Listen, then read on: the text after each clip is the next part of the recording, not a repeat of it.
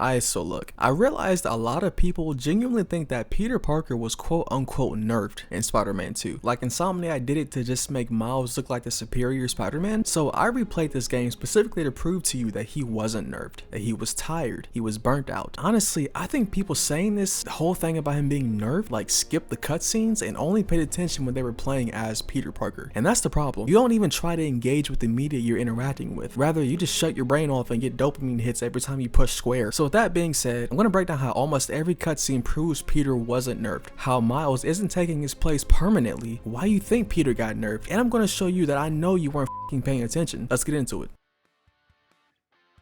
Okay, so let's start with the first game. I know that probably makes no sense to you because you're probably like, why would we start with the first game and talk about the second game? That's stupid. Well, if you're not 6 years old, you know what storytelling is. Anyway, Peter starts this game laying down, probably from a hard night of being Spider-Man. You see a pan shot of like his room, and not gonna lie, this is like the most Asmongold levels of disgusting I've ever seen. But unlike Asmongold, I'm sure the neglect of his room is a reflection of how exhausted Peter is. You know, anyone who leaves food out like this typically is going through some shit, and people like this aren't just disgusting people to be disgusting people. They typically are so occupied with something, like mentally especially, they don't have the energy to deal with things like this. But anyway, Peter gets a notification that Fisk is up to some shit, and what does he do? He rushes out of bed and dons his costume, without a care in the world for the most part. However, we also see his Spider-Maning is catching up with him. Along with his dirty ass room, we get his landlord slipping past rent due letters under his door. So we see that despite his eagerness to be Spider-Man and that it's still there, it's taking a toll on him. We don't meet Peter in his prime here. This is a Peter who's pretty much settled into his routine already. We see him acknowledging the bills but choosing to jump out of the window anyway to save the day. No hesitation, no sighs, no huffs and puffs, just a leap and a swing. This is such a great intro, especially when you take into account the music they're playing here. Now, this song is called Alive. See, this song is a banger, but did any of you actually listen to the lyrics here? You know, you were just pressing R2 and not paying any attention, thinking, I'm Spider-Man, I'm Spider-Man. Yeah, I know you were. Anyway, here's some of the lyrics to the song.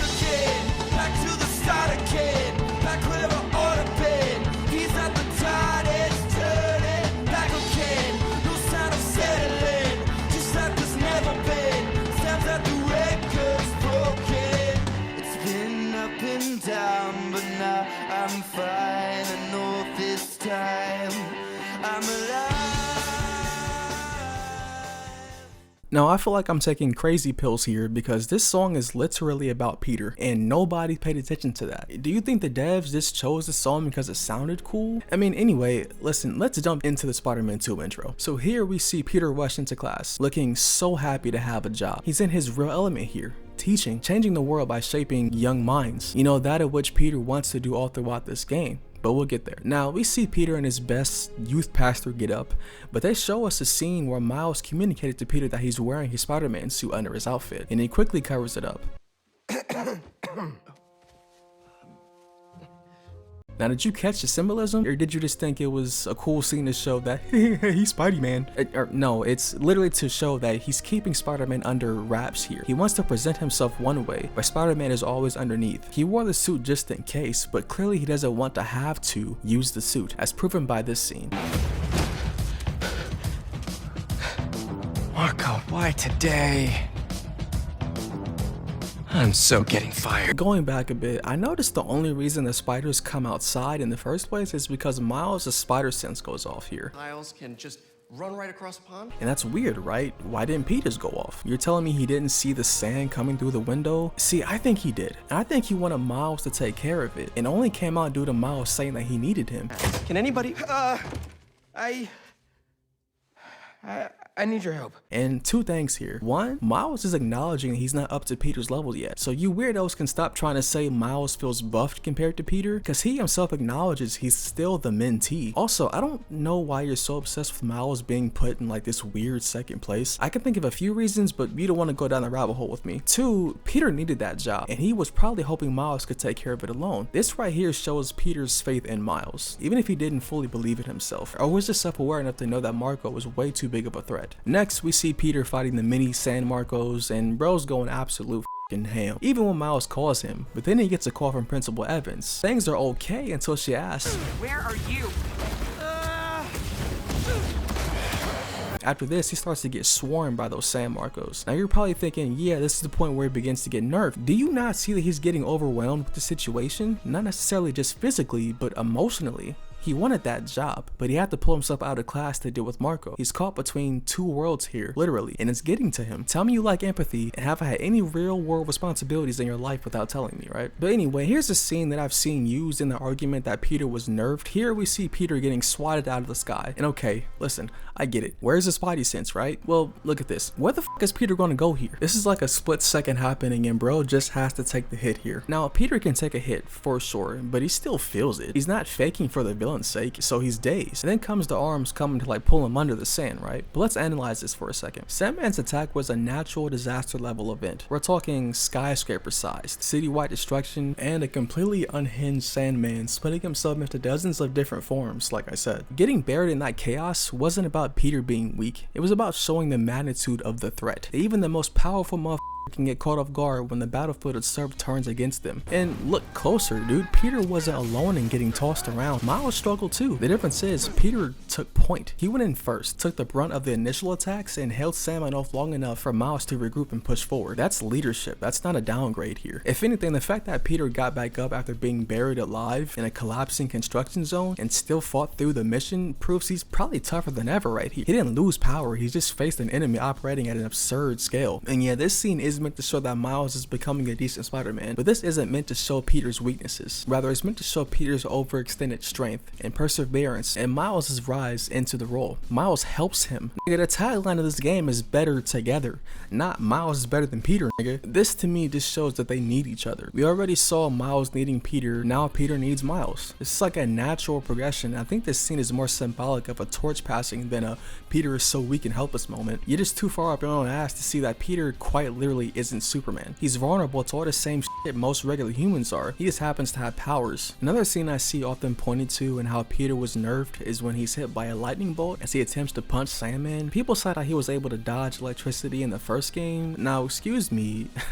did bro not just dodge multiple mini tornadoes? See, I think what's happening here is that he's not thinking. I think he wants this fight to be over as quickly as possible so he can get on with his life. I think this is like almost a kill shot punch for him, or at least he's too annoyed to really think about what he's doing and doesn't fully have a plan right now. He's distracted, he's emotional, and he just goes for it. Yes, Spidey sense should have kicked in, but let me know if I'm wrong, and I know you will because you're Spider-Man fans, but doesn't Spidey sense only work when the writers need it to? Again, man, I think he's just very distracted here. Miles does something very similar later down the line, but we'll get there. Peter actually gets hit another time by lightning as he and Miles are trying to wrap up the fight. However, this time it's a bit different. And yes, if you're looking at things with just your eyes, he gets hit and that's another point to him being nerfed, right? But if you're media literate, you'll see what happens 5 seconds later. The same thing that took Peter out for a bit is the same thing that empowered Miles. Him getting empowered here is more of a symbol than anything. It shows the city right now needs Miles. Now I get the argument here. It's a bit egregious that he keeps getting electrocuted, but I think each hit serves a purpose and it's not just done to quote unquote nerf Peter. It's all meant to show that again, Peter is tired. He's not thinking straight. Fast forwarding a bit, we see Peter getting fired from his job on his first day. Principal Evans. Yeah. Guess who decided to show up today? I know this looks terrible. Looks? And I'm so sorry. It's more than looks. No, I know.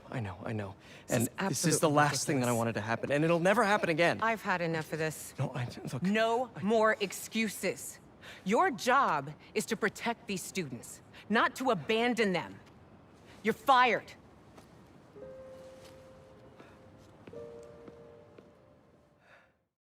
Now combine that with the fact that he was damned if he did help Miles and damned if he didn't. This scene is honestly peak Spider-Man, showing the consequences of his actions. See, I genuinely don't understand the nerf argument because Spider-Man was created to be the everyman superhero, the one that you could relate to. What do you think about Spider-Man caught on? Do you think it was really just the I can relate to this guy aspect of it? I think there were a lot of reasons. I think perhaps the main reason was the I can relate to him. Because he was shy, he wasn't that successful with girls, he had to worry about his family. I think most teenagers reading it thought to themselves, hey, that could be me, you know. he's not Superman. He takes punches both literally and metaphorically, and as humans we can only take so much punching. Getting fired from a job you just started and were excited about and especially competent in, it can kill anyone's spirits. He's got a responsibility to his city and to his students. He can't choose both, and one side of his life suffers. This is what being Spider-Man costs him.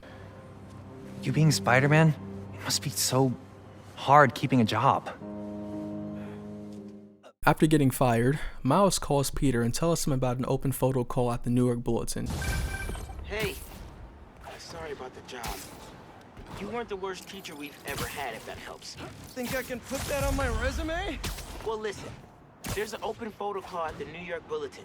I just sent a shot in yesterday. It's not much money, but it's money. That's Robbie Robertson's paper. We used to work together at the Bugle. I think I know just what he'd like.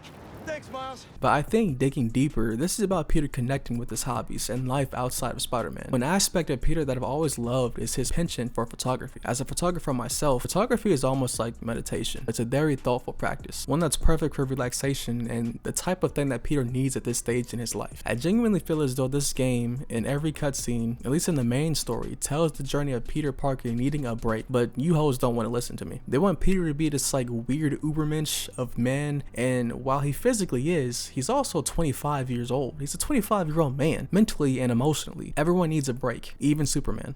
What's wrong? I got fired.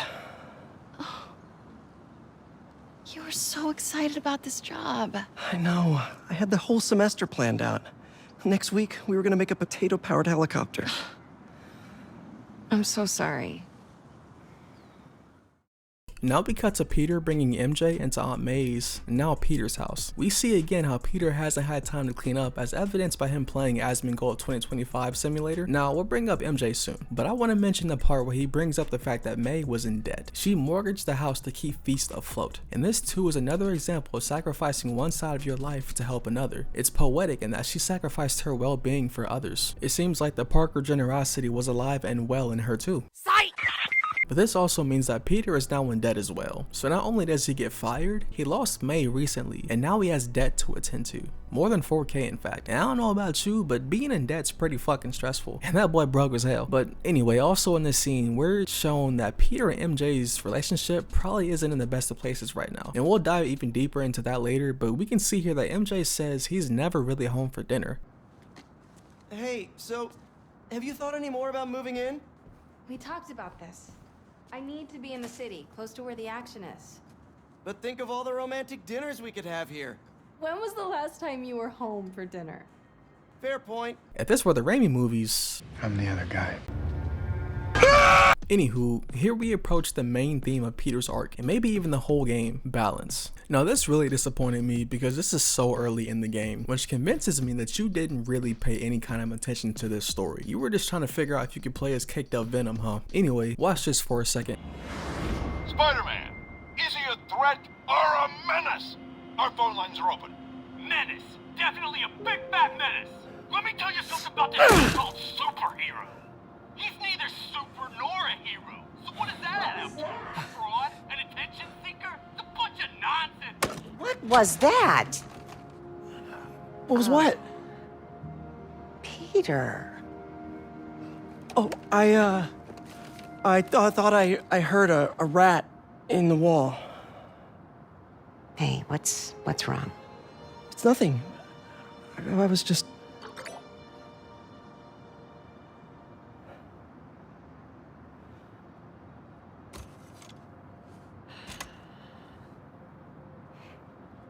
When I was your age, I was head of the debate club, captain of the soccer team, and second violin in orchestra.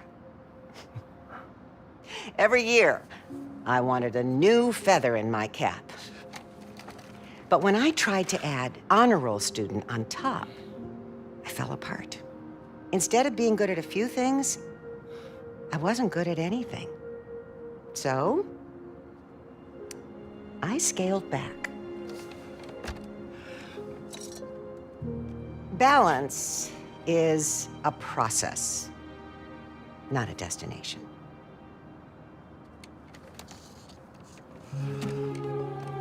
I'm still working on that. come on.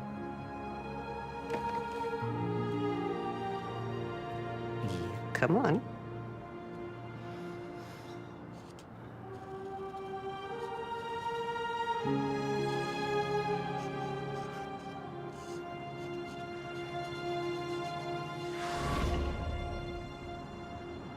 Maybe May had a point. I can't take too much on. Something's gotta give.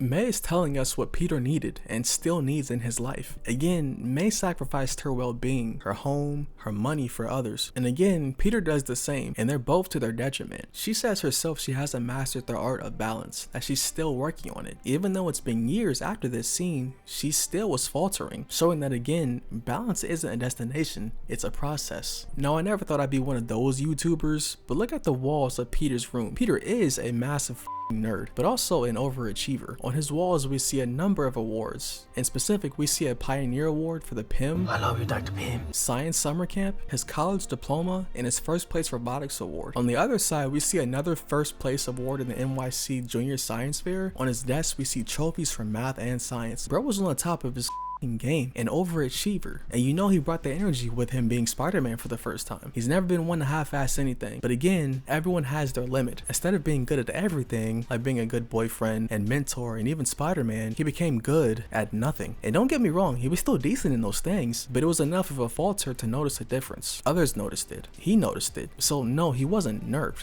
And even if it was a narrative choice. They're telling a story here. I don't know how you guys don't understand that. When you people say he was nerfed, there's like zero nuance in that take. You just want to be able to essentially be a never get hit Spider-Man. And anytime he takes a hit, you lose your fucking mind. No, I know people love to say how amazing Peter was in the first game. And you know, you're not wrong. However, he loses his mentor. The one person who Peter felt close to aside from his aunt and MJ. He has to beat his ass because he lost his octopus punch in mind. This scene where Harry brings up Otto. Hey, I read about your old boss, Dr. Octavius.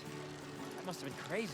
Peter plays it off, but I know this still bothers Peter because Peter isn't a sociopath. You know, he cared for Otto. He loved Otto. He loved and respected his mind, and he even tells him that. Peter never wanted to burden others intentionally, keeps it under wraps and says, That's one way to put it, yeah. Anyway, at this point in the game, Harry brings us to the gym. And honestly, dude, I'd stop being Spider-Man too if I was Peter, because this motherfucker can shoot. But no, Peter has been Spider-Man for 10 years. 10 whole years. Lots happened in the last 10 years. Have any of you saying Peter was nerfed ever done anything for 10 years straight and still had the same enthusiasm as year 1? No? Because you're not a robot? Oh, okay. Almost immediately after this scene, we see Miles. Now, a plot point that kind of went nowhere but still has some story implications is that Miles is writing his college entrance essay, but we see him sitting in his room trying to finish it, and he's clearly bored. He'd rather be doing anything else. Suddenly, Peter calls him. Before he gets a word in, Miles says, I need whatever it is, I'm down. At this point in the game, Peter has shown no real enthusiasm for being Spider-Man. It's mostly been moans and groans about it. But Miles is still new, enthusiastic, excited. See, this plays into a much bigger issue that I have with people saying Miles felt so much stronger than Peter. Well, I'll be touching on Miles. Hey, yo! And why it seems that way on the surface. But real quick, Miles was fueled by anger, by vengeance, and by wanting to not be Miles. The inverse of Peter not truly wanting to be Spider-Man for a bit. There's a handful of times where Peter has this much zeal, and we'll touch on that later. Don't give me that look, Pops. I'm only taking a break. At the Raft, the mission Peter tells Miles about, we get a glimpse at Miles and the journey he's taking. Again, I'll touch on this several times, but it goes back into why it seems Peter was nerfed without reason. But you have to pay attention, and honestly, I don't know if you're capable of doing that right now. But after realizing Martin Lee was there, Miles gets set the off. Bro is like the epitome of the Arthur bald fist meme, and he wants to put that fist inside Lee. Miles here is low-key a little Batman in year 1. Angry, vengeful. In fact, he's almost like the best iteration of Peter from Amazing Spider-Man 1, before he truly becomes the peaceful Spider-Man that Miles is. And now, yes, he was that in his own game, but bro, people in real life and fiction have arcs, relapses, setbacks, triumphs. This is the exaggerated anger of a YS. Miles.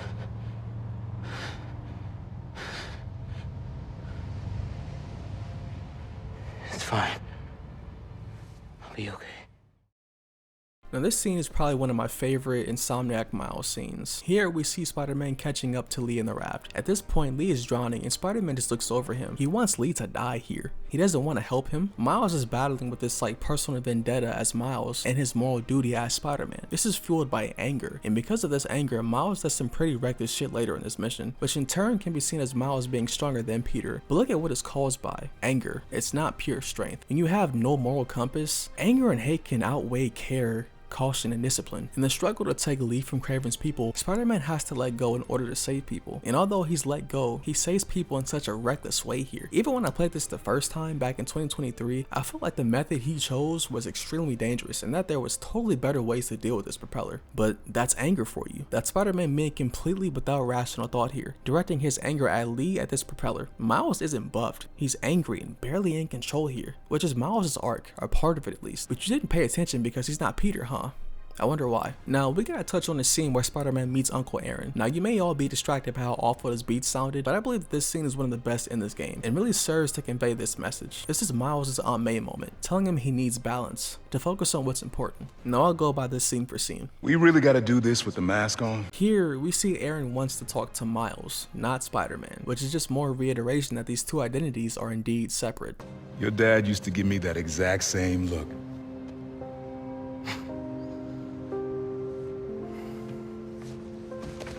Spider-Man's dad was a hero for Miles, probably even before he looked up to Peter's Spider-Man. He was an ordinary man with an extraordinary mindset. A hero is just someone who doesn't give up, he said. Spider-Man wants to be like Spider-Man, but Miles wants to be like his father. That's why Aaron can recognize his brother in Miles. It's not just the look, but the attitude towards someone like Aaron. Miles is neglecting his real life, aka his Miles side, to be Spider-Man. And in a way, this may be to avoid dealing with the death of his father, instead choosing to track down his killer, which in some ways for Miles is easier to do than deal with his own emotions. Kid?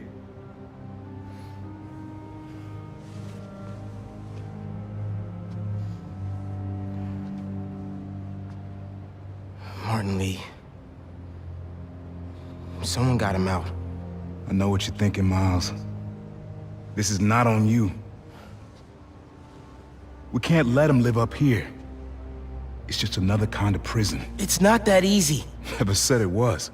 Exactly. He's pushing those emotions away because it's difficult for him, and Aaron recognizes it. Miles is stuck. And honestly, again, Miles is like Batman here. I know you dipshits understand Batman's character. Wonder why that is. But sometimes you gotta push the past away so you can make room for the future. And see here, this isn't necessarily about balance, but about moving on, even if it hurts you. One thing I love about the Aunt May's and Uncle Ben's and Miles' story here is how they're along the same line of thinking, but different enough to teach you certain things. Miles, as much as it hurts him, needs to continue living as Miles. He can have the excitement for being Spider-Man, but even then, he'll need to find the balance. As I said in my last Spider-Man video, in Spider-Man 3, I think Miles will start to understand why Peter is the way he is in this game. I think he'll understand his tiredness, the same tiredness you confuse as being nerfed. Anyway, let's hop back over to Peter. Peter, sometime after you switch to him, gets this interaction with MJ. Hey, what's up? Just wanted to let you know that I talked to Gloria, and Feast is gonna send a donation truck to the house tomorrow for the rest of May's stuff. I don't think I'll be able to go through everything by then. Could you cancel that? I promise I'll donate it all myself as soon as I'm finished with everything. I'll call him right now. But don't push yourself too hard, Parker. I'm serious. Showing he is still grieving Aunt May. He can't even bear to donate her stuff because it's simply too soon for him. I'm sure someone you've known has passed, and maybe you've been in charge of going through their things. But regardless, it's an incredibly hard process for anyone who cares about the deceased. And I can't help but think that one of two things, or even both, are happening. One, you have no empathy, and/or two, you didn't pay attention to what Peter is saying and the implications. We also get a bit of male yearning when Peter says, Hey, you know I'd much rather be curled up next to you with the latest physics journal right now. Especially that French one. Sometimes you're just too romantic. Showing how much he genuinely wants to be with MJ as just Peter. Not Spider-Man, but Peter. So let's cut to Peter and the first time we head to Emily May. So we're here because Harry is trying to convince Peter to join on, but I truly believe that Peter decided that he was going to join as soon as he walked in that door. And I think this goes to speak on the trust that Peter gave Harry, because if Harry approved, Peter was right there with him. And that's just kind of the nature of their relationship. They're best friends, you know, and we'll touch on that later. But anyway, let's touch on Harry. Now, I believe that Harry, along with Miles, are Peter's biggest foils in this game. Miles representing Peter's Spider-Man side, and Harry representing Peter's side, I guess. I don't know.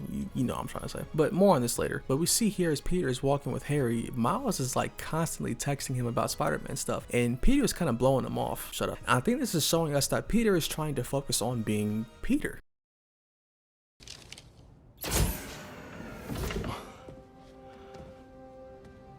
Wow.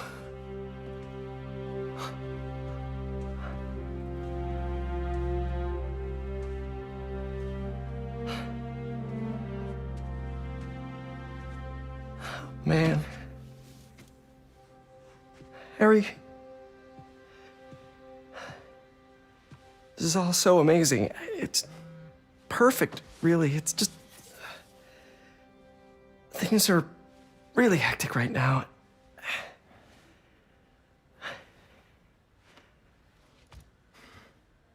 When I was in treatment, all I could think about was, what would I do if I survived?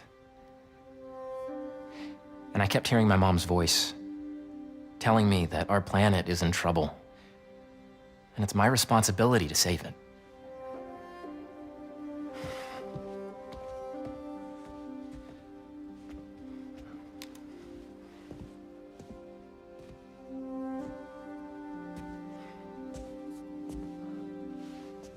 If you join me, there's so much more that we can do. I mean, we both know you're the smarter one. Come on. Let's make my mom and May proud, huh? It's amazing. But there's one thing. Can I move my desk over there? I like to face the wall when I work.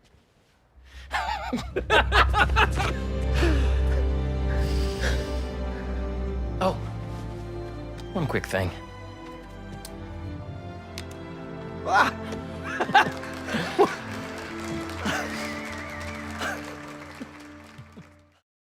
So now that we touched on my favorite Miles scene, I want to talk about my favorite Peter scene. On my first playthrough, this scene stuck out to me, and I'm not really entirely sure why.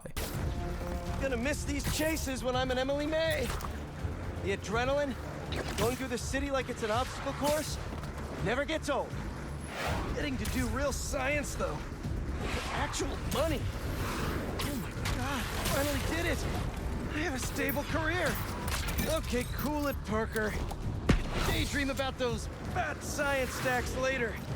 Time to chase. Maybe it's the energy in which he talks about wanting to be just Peter with a career, because you know that energy wasn't really seen anywhere in regards to being Spider-Man. And like I said earlier, Spider-Man is like the everyman of superheroes. And for me, getting a bit personal here, I was 25 when this game came out. I was living in an apartment with an ex, and I had just lost my job around this time as well. I felt like shit for not being able to support or even just carry my own weight. And that's the thing with Spider-Man. He's supposed to represent the everyman, like I said. He's not meant to be someone you just look up to, but someone you relate to. Another close contender for my favorite Spider-Man scene isn't even really a cutscene. It's a quip made to an unnamed Kraven guard. I believe that when he's listing his fears here, he's actually just listing his fears here. And then it gets too real for him and he says clowns. Listen, this would go a lot easier for everyone if someone just filled me in.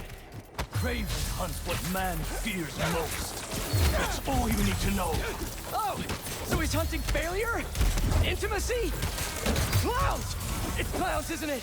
Good riddance, I say. I feel like if you see the line as a throwaway, Peter tricked you as well. See, as far as I know, and correct me if I'm wrong, I know you will because you're Spider-Man fans, but isn't Peter's quipping just a way to deal with his own anxieties? And I know it's more so about fear, but people who use humor as a way to mask emotions and insecurities are very, very real. I think this is a blink and miss comment, you know, especially if you have no real social skills. Later on in this mission, we're shown the climax in the game, at least one of them. And if you don't know that something can have multiple climaxes, climaxes, you ain't never been with a woman. Anyway, this is where Kraven kills Scorpion. And listen, if I'm Spider-Man and some random foreign dude just starts killing my ops and I'm on the list too, dog, I want to be in the house too. What the No, that'd probably be my tipping point as well. But Spider-Man is Spider-Man. No matter who has the mask, they all have this moral obligation to fight crime, even if it kills them. But in the meantime, let's check on Miles.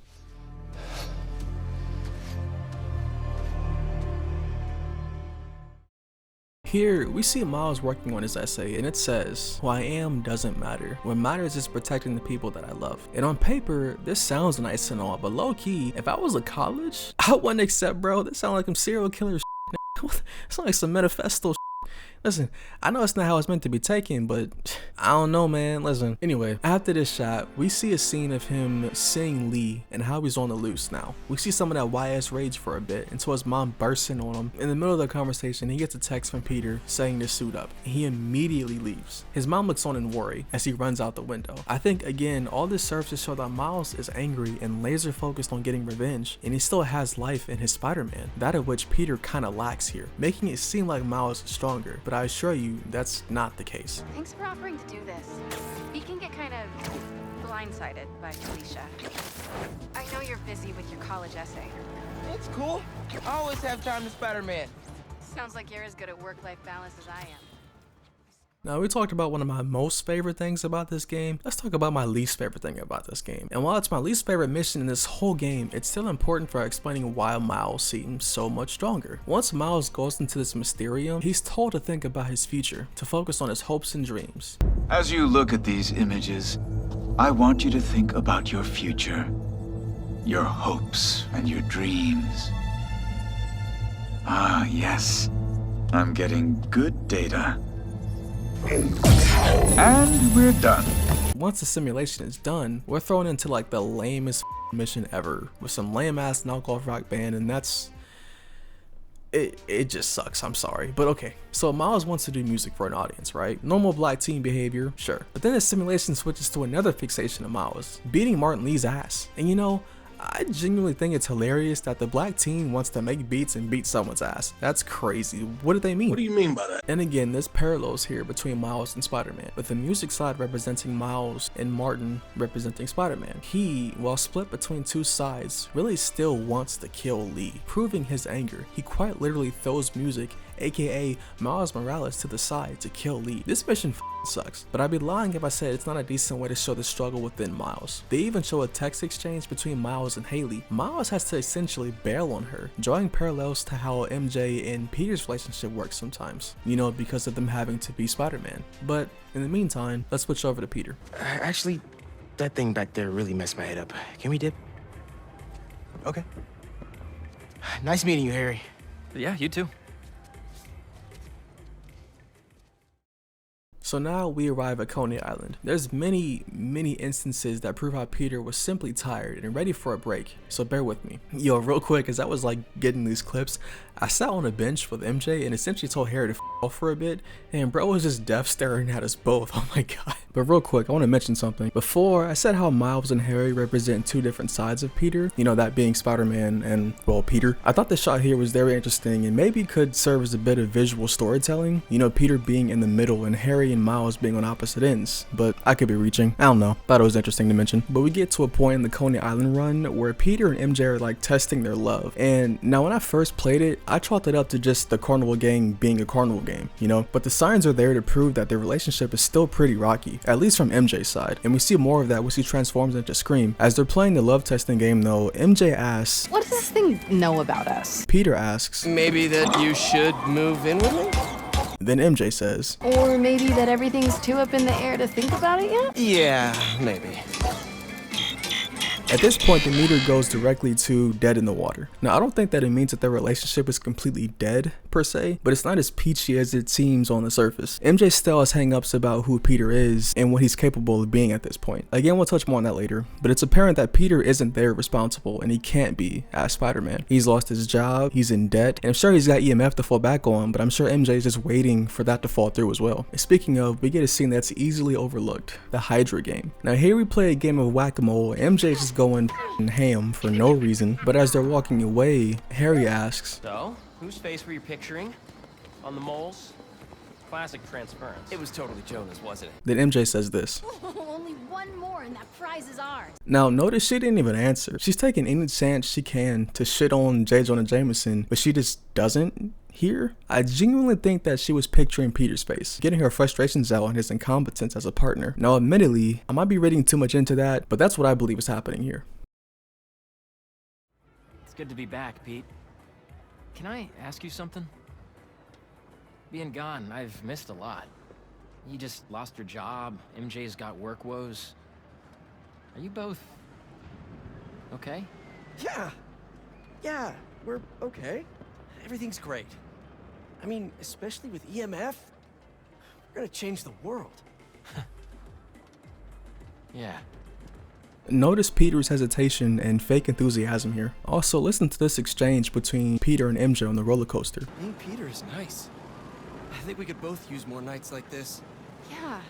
Again, he's not talked about being Spider-Man with this much excitement this whole game, but that being Peter is nice. And they agree that they both need more nights like this. And this scene proves he's just tired with it all. Notice the tone of his voice. It's just so monotone. It's so nice to just wander around, people watch. I honestly don't remember the last time we let ourselves relax for a night. Seems like it's been forever. Stuff just always gets in the way. Man, Pete, you must have had one packed tutoring schedule. Yeah, so. You two have always had your noses to the grindstone. Sometimes you gotta stop and smell the roses. Next, we get to my personal favorite part of the Coney Island missions. This scene is self-explanatory, but just watch this. The Bugle posted. Did Jonah put you on the front page? Oh, you're gonna be an editor! I should have brought champagne. Hunters and scorpions and explosions, oh my. Jonah posted the new guy story. MJ, It already has 5,000 views. I've got to write a different kind of story. Win his trust, somehow.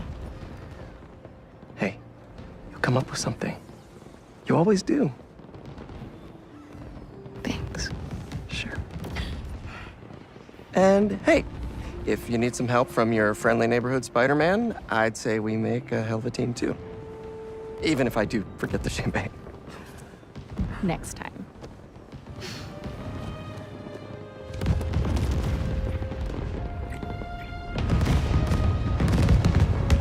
Like really, look how fucking happy Peter looks here. The comic writers are probably angry as shit right now and writing fan fiction that includes Paul somehow, but he's happy here, and I don't know how you guys don't see that. However, it seems a writer or two did sneak in because this romantic moment is cut short when Kraven's squad rolls in. Here we get Peter saying this. One night off, that's all I wanted. But no.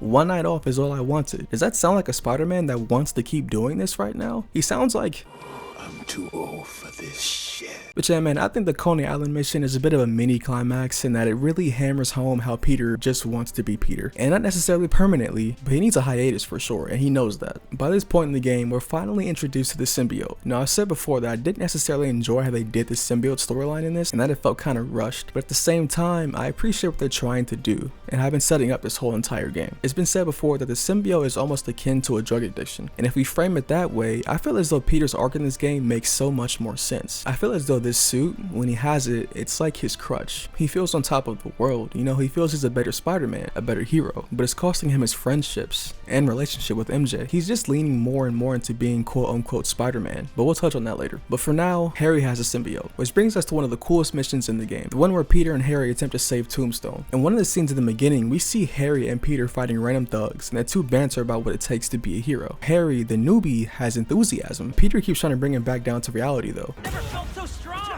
Don't let it get to your head. We're not invincible. Again, Peter, and we know this, he isn't invulnerable. He's not.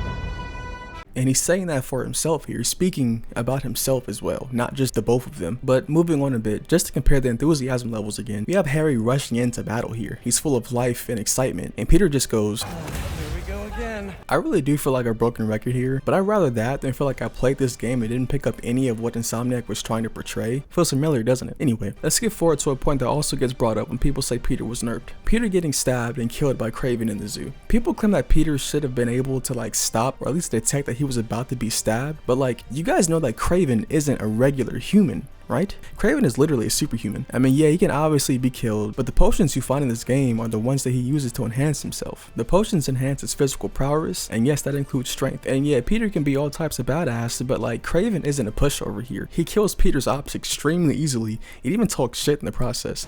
This one was a waste of my precious remaining time. Weak of body and mind.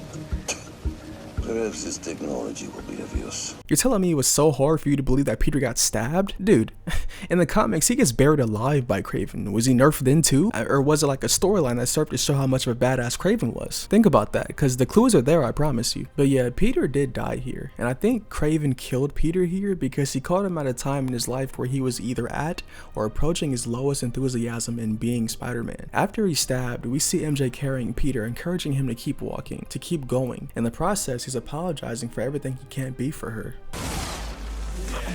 Sorry, I was always so busy. Don't. We're almost... Pete, talk to me. Peter knows he's f***ing up. He knows he's not a good boyfriend, but he can't, at least in his head, stop being Spider-Man. And again, that's the cost of being Spider-Man. And I'll say again, Peter died here. This is the result of Peter's burnout. Had it not been for Harry, aka the human side of Peter, and more importantly the symbiote, Peter would have just been dead here. I feel like this symbolizes how Peter needed to save himself as Peter, but this also represents how Peter thinks he needs to be a better Spider-Man to save himself from the burnout. After getting this suit, he's out of his burnout, but for all the wrong reasons.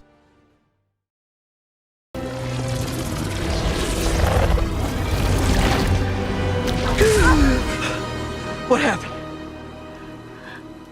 After waking up, Peter is rejuvenated, reborn. He awakens as like this dark phoenix, essentially, you know? One of the first things he says after waking up is, "Oh, this feels good."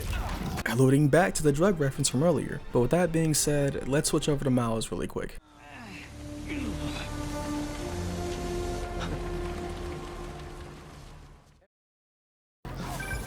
Harry? Hey, you with Pete? Hey. No. Listen, I saw you chasing that robot bird around on the news. Do you need any kind of tech support? Like, running the app or something? Actually, I got a friend doing that already. Gotcha. Sorry, I'm just feeling useless, and my mom would always say, if opportunity doesn't knock, build a door. Even though she's gone, I still ask her for advice. Is that weird? Nah, it's the same with me and my dad sometimes. Nice to know I'm not alone. Thanks. And good luck out there. You too, man. Maybe some advice would be good right now. After a call from Harry where the two open up about their respective dead parents, Miles decides to visit his father's grave for advice, to vent. After getting there, he goes on to say, maybe I should just ignore everything else and spend all my time trying to find Lee. But then quickly says, no. If people need help, I'm helping. And I'll find Lee. If Pete's too busy, I'm Spider-Man. I can handle everything myself. This right here is the moment Miles becomes Heisenberg. Heisenberg, you're goddamn right. No, this is the moment he truly becomes Spider-Man in my opinion. Even though he still has that anger, that vengeance in him, he redirects himself to put that energy into helping his community, the city, and that's a key component of who Spider-Man is. You know, a similar arc to Andrew Garfield's Spider-Man and Batman. Miles wasn't set up to be better than Peter, he was set up to be Spider-Man, while Peter gets to be Peter, which is what these characters want at that moment. This is a net positive for both of them mentally, and I feel like Insomniac is telling a beautiful story here, and it's lost on some of you people who just think Peter was just nerfed. But alright, let's switch back to Peter again. At this point, Peter is like fully entrenched with the symbiote. Peter's probably the most competent he's ever been this whole game. He's clearly the strongest Spider-Man, but he's almost using the same motivation as Miles: anger, vengeance. Peter again is using the symbiote as a crutch. It's helping him, Spider-Man, but it's also harming Peter, as evidenced by the shit talk that he gives Miles when he's talking to MJ, and his overall just aggressive tone when he's dealing with her. Hey, any look at Connor's house? No, but tracking him right now. What's wrong? Nothing. Meaning something. Miles was off his game. We almost had Lizard. I'm sure he was just trying to help. Sometimes it's just easier to do things myself. Hey, that's not fair, Pete. We're a team. We just really need Connors right now. For Harry. Okay. Let me know when you find him. But after he finally catches up to Connors discovers that the symbiote has chosen Peter, and Peter, even after realizing the symbiote is an alien, he's content with it, weirdly enough. The reason he's content with it is because Peter in the early game was tired and felt the incompetence that he was showing, but with the suit, he was everything he felt he needed to be. Would you want to give up the ability to be powerful, to feel powerful, especially after so long of feeling the opposite? Destroy us?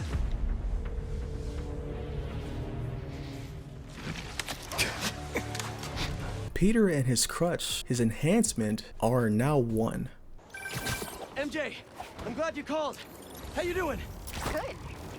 Storing some more boxes at the house. Just checked on Harry. But how are you? I saw the news about the lizard chase.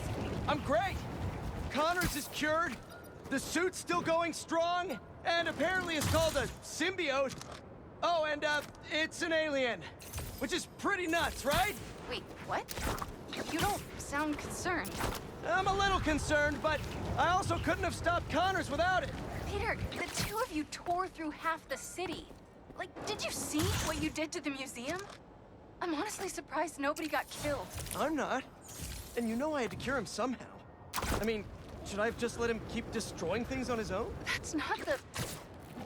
I'm gonna work here for the rest of the night. My muse for a new Jonah-proof article has finally struck. Maybe I'll have something to show you if you come back later. What's gotten into her? Must be deadline stress. Some alone time should help. So in the meantime, let's see who we can help out here. But with that being said, let's switch over to MJ real quick. Peter, I need you to come. But no, this is one of my favorite scenes for a few reasons actually. Peter here wakes up on a bench, but ironically says he's had the best sleep of his life. Why does it feel like I had the best sleep of my life? He's again rejuvenated. Meanwhile, he's been wreaking havoc on the city. It also ties into the whole idea that the symbiote is a drug. Bro is literally a whole ass bum just on the street. Spare change. Spare change, ma'am. We cut to one of the game's turning points, one of the few times Peter truly channels Bully Maguire. Why don't you pop some more pills and say what you're really feeling? Hey, don't. I'm busting my ass out there trying to save you, and this is what I get? I said don't. I saw your story. I tried to tell you about that. Yeah, but you didn't, did you? I can't lose this job. Your job is to write the truth. I did. The truth is, I'm the hero here, not you. Peter says to himself, he's the hero here, not anyone else. He does finally feel competent, but at what cost? A lot of work to do. And as usual, looks like I gotta do it myself. We skip ahead to one of the best fight scenes in this game, that being between Peter and Miles. There's a few key moments of dialogue in this scene, so let's dissect them a bit, starting with this. I could have fixed everything! How? By strangling him? That's not what we do! So this works on two different levels, I feel like. One, Miles is using we. So to the people who think that Miles got buffed and sees himself as like the only Spider-Man, pay the fuck attention. He himself doesn't see it that way. Secondly, on all accounts, Peter is technically a better Spider-Man here with the symbiote, but he's so deep into it with the symbiote that he's losing himself, his morals, his integrity. Peter doesn't want to let go of the control that he feels. All this to say, Peter knows he's tired too. Whether subconscious or not, he feels it, and he's trying to make up for it. Don't try to mentor me! You're the one running away from your problems! This again is just classic transference. They're both running away from their problems, just in different ways and from different aspects of their lives. Peter is projecting here. Another key moment of transference is when Peter says this. I need this suit. It makes me a better Spider-Man. You just want it for yourself. There's been no hint of Miles wanting the symbiote. Peter's just on some nut shit at this point. All I want is to save you. I'm the hero. I don't get sick.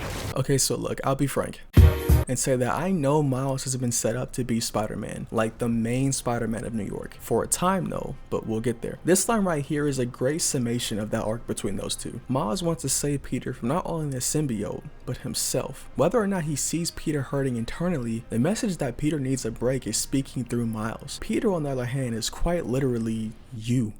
People who think Peter is supposed to be infallible never get hurt, never get hit. Spider-Man is the hero. He doesn't need help, right? And it's just so against everything Spider-Man really is. Spider-Man gets hit, he gets hurt, but he stands back up, and that's what makes Spider-Man who he is. But this, I can't let this go. I'm finally everything everyone needs me to be. Is a rejection of that idea. Like the people who think that Peter was just nerfed to show Miles as being better, and like I get not liking the story, but to say he was nerfed is just extremely disingenuous. And to me, it just shows you have no media literacy. Just because you didn't like the story doesn't mean it was bad. I know you're hurting, Pete, but you're better than this.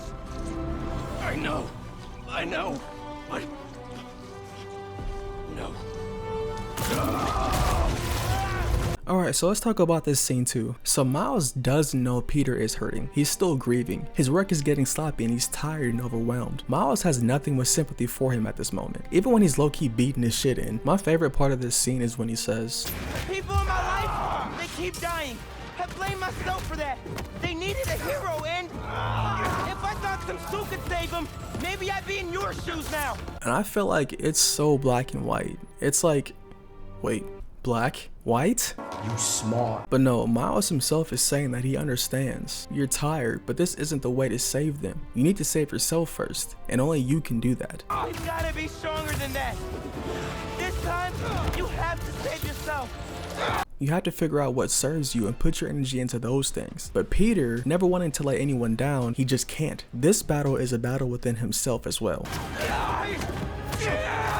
Not just with the symbiote. Again, we have to look deeper into what the symbiote represents here. Real quick, look at this sick ass picture I took of Venom. But now, we get to a part that so many people online cite as Peter being nerfed. This is kind of how I knew people weren't media literate and how I knew that people didn't really think in context of character moments and feelings. So let's analyze, and I mean truly analyze, the infamous fridge scene. But before we get there, let's look at this opening scene. We heard the phone call and how it abruptly ended. You know, Peter rushes in and is probably assuming the worst here. But instead, we see MJ and Harry looking calm and collected, if not a bit tense. Peter knows he's dangerous, but Harry is just sitting there. Peter's confused. I know he doesn't want to hurt his best friend, so he's incredibly on edge right now. He just wants to talk. But once things come to a head and Venom/Harry realizes Peter won't help him, he hits him into a fridge. And obviously pretty hard because he pushed both MJ and Peter into this fridge. Now immediately upon getting hit, he tried to lurch back up but is hit, you know, by the fridge. Now he probably didn't realize the fridge would fall. And let's take a step back here. Spider-Man feels pain, but being super strong gives you strength, not invulnerability to pain. See, I don't see how Spider-Man being pinned is such a hot topic. Think about this. His childhood best friend is a global threat, is already a citywide threat. Harry/Venom has killed earlier in this game. He threatened his girlfriend, and all Peter really feels comfortable with initially is talking to him. He doesn't want to fight him. He's not emotionally ready for this fight. Physically, sure, but emotionally, that's a pretty heavy toll. Now his friend just attacked him pretty hard at that, and you get slammed by a fridge out the blue. But with that being said, I want to take the time it counts for Peter to get back up.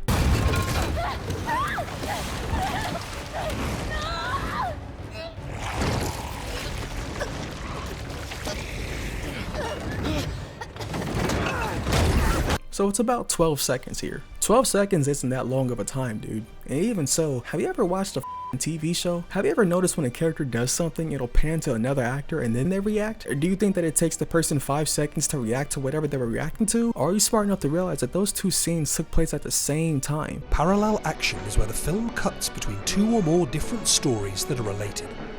We'd usually expect the scenes to be happening at the same time and in the same place. Realistically, this scene probably took place in a much shorter time than 12 seconds, but instead we're shown what Harry was doing. I think this scene played out more like this.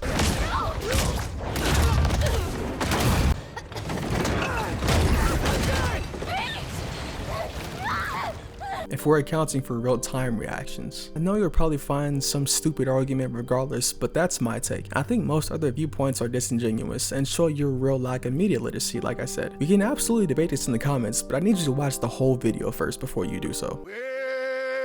Now, we touched on Peter's hesitation to hurt Harry. This scene here, Peter could have started beating Venom's ass, but he didn't want to, and that unfortunately gives Venom enough time to turn MJ into Scream. Now, okay, Scream is such an important part of this video because it shows how Peter not taking a break is affecting their relationship. Here we get gems such as these. You can't keep a job. You can't pay the mortgage. I have a job with Harry. We'll be okay. And for how long? What would the city do without Spider-Man?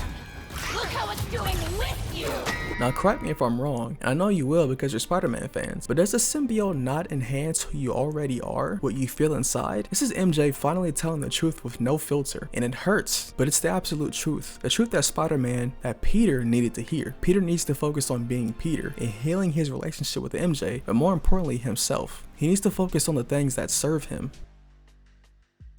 And real quick, I'd be f***ing tired too if this was happening to me every f***ing day. But anyway, let's go inside Peter. At this point, Peter gets gangbanged by Miles and Lee in an attempt to save Peter. Here we get an insight into why Peter is the way he is. We see the Raft and all the people he's put away, and the fact that it's here shows that while he has a duty to these people, he still feels guilty for putting people away. He recognizes their humanity despite their crimes. Much like with Tombstone from earlier, we see his main villains who still occupy space in his head, and I can't help but feel like this scene is reminiscent of the scene in the first game where Peter gets fucking demolished.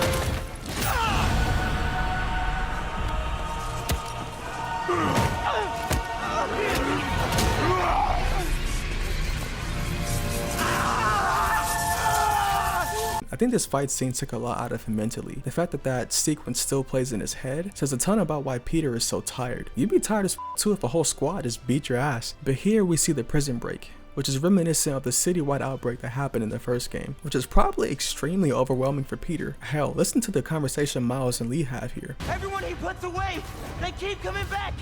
Must be frustrating. It's like they never stop. But let's skip forward a bit after this fight. This fight only stops due to the symbiote. The symbiote. He killed them all. The problem solved. That's not what Pete thinks. No, but it might be how he feels. All these villains. He really thought the suit could solve it all. Look, it's killed them all. Problem solved, right? You see, Peter feels as though this suit can help him defeat his enemies, but it's a temporary fix. A temporary solution to feeling overwhelmed by his workload as Spider-Man. But unless he starts killing, his problems will still be there. But anyway, let's get to the heart of Peter's troubles. As Miles walks into Aunt May's house, he's hit with Peter's memories of things she said to him.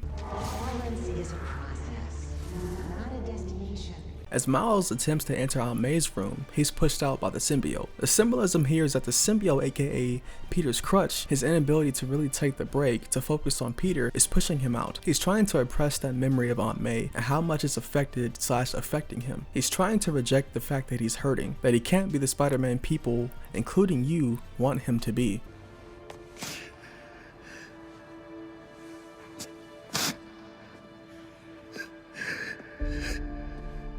This is all my fault. I'm sorry. I'm sorry.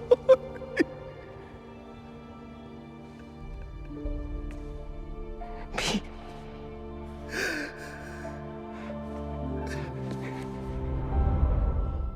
But let's go back a bit. Before Peter gets saved by Lee, he gets chucked by the symbiote behemoth. But after he gets the cum suit, he demolishes it easily. And this to me proves that him needing a break isn't just physical, it's mental. And I mean, sure, at this point, he may be buffed, but his mind is still tired. But anyway, remember when Scream said that the city doesn't need Peter? Well, Peter pretty much agreed here. Wow.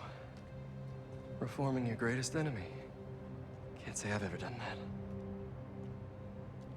Maybe MJ was right. Why would the city need me when it has you? He knows he needs a break, and Miles is like, bro, I still need you. The city still does. But still, Peter is confident that Miles can handle it alone. And you know, maybe Peter wasn't fully confident in Miles being Spider-Man, but after everything he did over the course of the game, he's confident he can take his break and the city won't fall into disarray. I mean, hell, remember when Peter said this? Miles was off his game. And I think here, this was Peter's true feelings about Miles as a solo Spider-Man, but he's proven wrong by this point. I don't know. This city still looks like a Spider-Man job to me. Let's get out of here.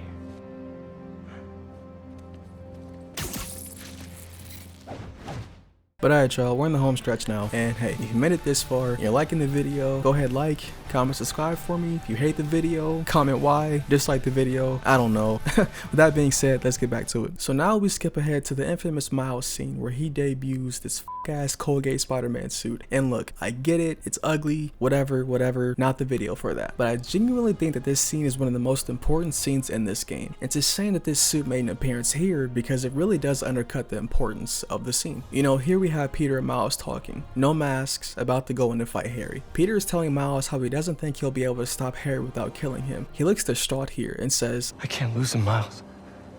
I can't do this again. I can't lose him again, Miles. I can't do this again. Alluding back to May, and maybe even back to Dr. Octavius. Miles in response tells Peter that he saw May in his head, and he tells him that it's not his fault, that she wanted to save him, to save all of them. Peter reiterates that May never ever thought about herself first, much to her own detriment. Miles says, well, watch it for yourself. If May, my dad,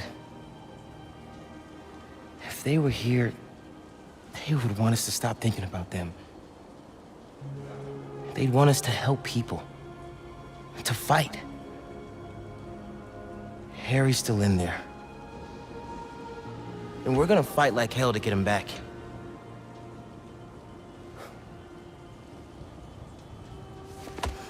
I believe this is Miles asking Peter for one last hurrah, you know, one last fight, and then Peter can be Peter. Miles still needs his help, but this time, Miles is in the driver's seat, as proven by when Peter tells Miles to take the lead. Call the play, coach. For the people who hate when Miles is called Spider-Man, look at what Spider-Man calls Spider-Man as they take off. You got it, Spider-Man.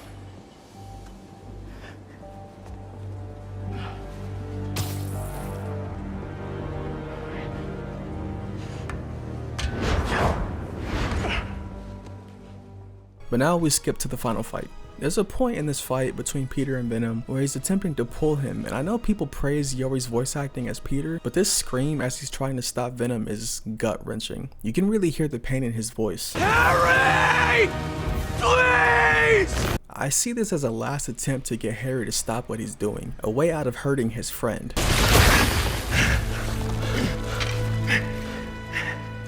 I'm done. Either way, Pete. No. We still have time? No, we don't.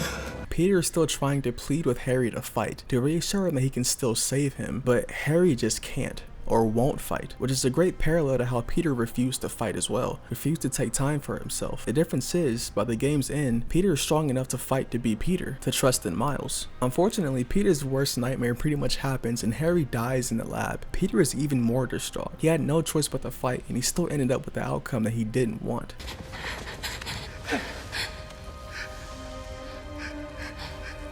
I'm sorry. I'm sorry.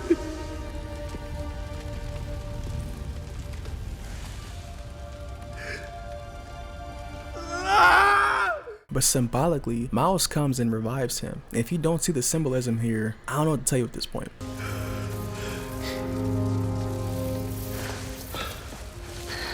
I don't know if it's gonna work, but I gotta try. But now we skip ahead to Peter being just a normal guy, being Peter. He's making pancakes with his new family as MJ's podcast is being heard, and let's listen to this. For the last few years, tragedy has tried to tear the city apart. But we somehow kept going. We battled sickness, evil, cataclysm.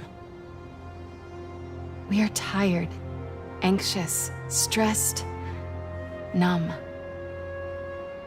But we have never lost hope. The city needs to heal. We're all ready to return to normal, but what is normal? What if it no longer exists? Over the last half hour, I've talked about how these events have changed me. But what about you? In this ongoing series, I will be talking with people throughout the city, exploring our new behaviors, new routines, new thoughts and feelings. I hope you'll join me on this journey. This has been Mary Jane Watson, and you're listening to The New Normal. This is about the city, yes, but it's also about Peter. And for now, this is Peter's new normal. And really quick, there's also a scene here that shows that Peter was finally able to donate May's things, showing how now he can move on and begin to truly heal himself. Thanks again for the donation, Peter. And that wouldn't be possible without him setting aside Spider-Man, without trusting and believing in Miles. It wouldn't be possible without the support and understanding of MJ as well. Wrapping things up, we see Peter and MJ talking about how he needs to tell Miles that he'll be retiring for a bit, and Miles more than understands. Miles, I've been meaning to talk to you about something. I mean, I have been talking to you all the time. It's great to talk. So many good talks. I just haven't been talking to you about what I should have been talking to you about. Pete. Wait, let me start again. I got this. All of it. Go be Peter Parker for a while. Are you sure? It's a big city. I can handle it. As long as I can still call you for advice. You don't need it. I got this. All of it. Go be Peter Parker for a while. Notice he didn't say, hey, stop being Spider-Man forever, Unc. I got this old ass. You're washed. No, he understands Peter is hurting, that he needs to heal. He's gracefully accepting his role as Spider-Man, and it's a passing of the torch moment, but it's temporary, and they both know that. To say that Peter Parker was nerfed is disingenuous, and again, proves to me that the people saying this didn't pay attention. They play because they got to be Spider-Man again, because being a superhero is fun, you know? The power fantasy is fun, but what happens when you lose the people you care about in the process? When you have to make extremely tough decisions as a result, when you've been doing it for the past 10 years non-stop.